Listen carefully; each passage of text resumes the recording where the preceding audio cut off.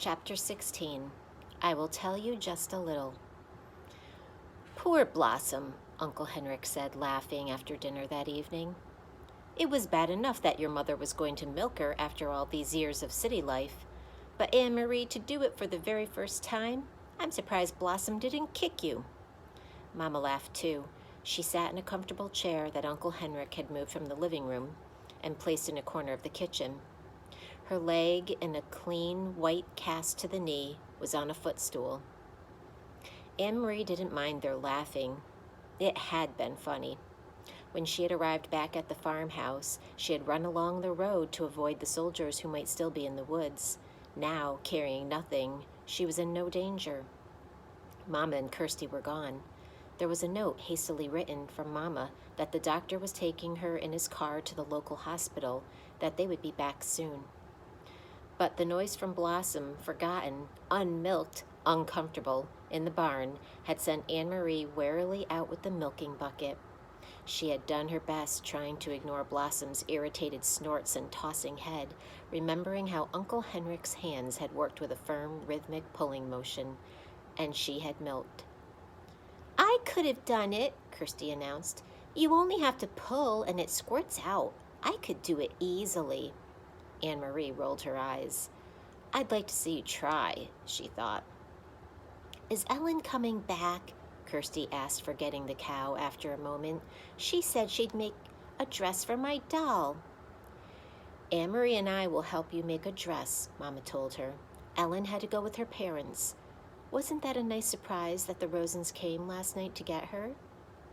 She should have waked me up to say goodbye, Kirsty grumbled, spooning some imaginary food into the painted mouth of the doll she had propped in a chair beside her.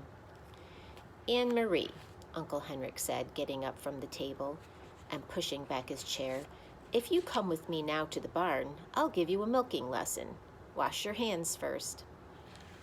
Me too, said Kirsty. Not you too, Mama said. Not this time. I need your help here since I can't walk very well. You'll have to be my nurse. Kirsty hesitated, deciding whether to argue. Then she said, I'm going to be a nurse when I grow up, not a cow milker, so I have to stay here and take care of Mama. Followed as usual by the kitten, Anne-Marie walked with Uncle Henrik to the barn through a fine misty rain that had begun to fall. It seemed to her that Blossom shook her head happily when she saw Henrik and knew that she would be in good hands again. She sat on the stacked hay and watched while he milked, but her mind was not on the milking. Uncle Henrik, she asked, where are the Rosens and the others? I thought you were taking them to Sweden on your boat, but they weren't there. They were there, he told her, leaning forward against the cow's broadside. You shouldn't know this. You remember that I told you it was safer not to know. But, he went on as his hands moved with their sure and practiced motion, I will tell you just a little because you were so very brave. Brave? Anne-Marie asked, surprised. No, I wasn't. I was very frightened. You risked your life. But I didn't even think about that. I was only thinking of... He interrupted her, smiling. That's all that brave means. Not thinking about the dangers, just thinking about what you must do. Of course you were frightened. I was too today. But you kept your mind on what you had to do. So did I. Now let me tell you about the Rosens. Many of the fishermen have built hidden places in their boats. I have too, down underneath. I have only to lift the boards in the right place, and there is room to hide a few people.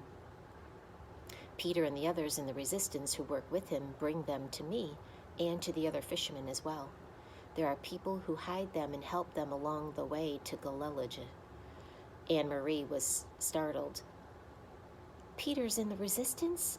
Of course, I should have known. He brings Mama and Papa the secret newspaper, De Vrij Dansk, and he always seems to be on the move. I should have figured it out myself. He is a very, very brave young man, Uncle Henrik said. They all are. Anne-Marie frowned, remembering the empty boat that morning. Were the Rosens and the others there then, underneath, when I brought the basket? Uncle Henrik nodded. I heard nothing, Anne-Marie said. Of course not. They had to be absolutely quiet for many hours. The baby was drugged so that it wouldn't wake and cry. Could they hear me when I talked to you? Yes, your friend Ellen told me later that they heard you, and they heard the soldiers who came to search the boat. Anne-Marie's eyes widened. Soldiers came? She asked. I thought they went the other way after they stopped me. There are many soldiers in Galilee and all along the coast. They are searching all the boats now. They know that the Jews are escaping, but they are not sure how, and they rarely find them. The hiding places are carefully concealed, and often we pile dead fish on the deck as well. They hate getting their shiny boots dirtied. He turned his head toward her and grinned. Anne-Marie remembered the shiny boots confronting her on the dark path. Uncle Henrik, she said, I'm sure you are right that I shouldn't know everything, but please would you tell me about the handkerchief? I knew it was important, the packet, and that's why I ran through the woods to take it to you. But I thought maybe it was a map. How could a handkerchief be important? He set the filled pail aside and began to wash the cow's udder with the damp cloth. Very few people know about this, Anne-Marie, he said with a serious look. But the soldiers are so angry about the escaping Jews and the fact that they can't find them that they have just started using trained dogs. They had dogs, the ones who stopped me on the path. Uncle Henrik nodded. The dogs are trained to sniff about and find where people are hidden. It happened just yesterday on 2 boats. Those damn dogs, they go right through dead fish to the human scent. We were all very, very worried. We thought it meant the end of the escape to Sweden by boat. It was Peter who took the problem to scientists and doctors. Some very fine minds have worked night and day trying to find a solution. And they have created a special drug. I don't know what it is, but it was in the handkerchief. It attracts the dogs, but when they sniff at it, it ruins their sense of smell. Imagine that. Anne-Marie remembered how the dogs had lunged at the handkerchief, smelled it, and then turned away. Now, thanks to Peter, we will each have such a handkerchief, each boat captain. When the soldiers board our boats, we will simply pull the handkerchiefs out of our pockets. The Germans will probably think we all have bad colds. The dogs will sniff about, sniff the handkerchiefs we are holding, and then roam the boat and find nothing. They will smell nothing. Did they bring dogs to your boat this morning? Yes, not 20 minutes after you had gone. I was about to pull away from the dock when the soldiers appeared and ordered me to halt. They came aboard, searched, found nothing. By then, of course, I had the handkerchief. If I had not, well, his voice trailed off and he didn't finish the sentence. He didn't need to. If she had not found the packet where Mr. Rosen had dropped it, if she had not run through the woods, if the soldiers had taken the basket, if she had not reached the boat in time, all of the ifs rolled in Anne-Marie's head. They are safe in Sweden now? She asked. You're sure? Uncle Henrik stood and patted the cow's head. I saw them ashore. There were people waiting to take them to shelter. They are quite safe there. But what if the Nazis invade Sweden? Will the Rosens have to run away again? That won't happen. For reasons of their own, the Nazis want Sweden to remain free. It is very complicated.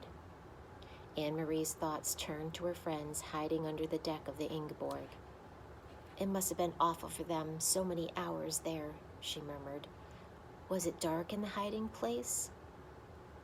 Dark and cold and very cramped, and Mrs. Rosen was seasick, even though we were not on the water very long.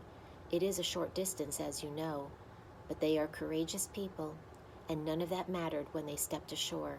The air was fresh and cool in Sweden. The wind was blowing. The baby was beginning to wake as I said goodbye to them. I wonder if I will ever see Ellen again, Anne-Marie said sadly. You will, little one. You saved her life after all. Someday you will find her again. Someday the war will end, Uncle Henrik said. All wars do. Now then, he added, stretching, that was quite a milking lesson, was it not? Uncle Henrik, Anne-Marie shrieked and then began to laugh. Look, she pointed. The god of thunder has fallen into the milk pail.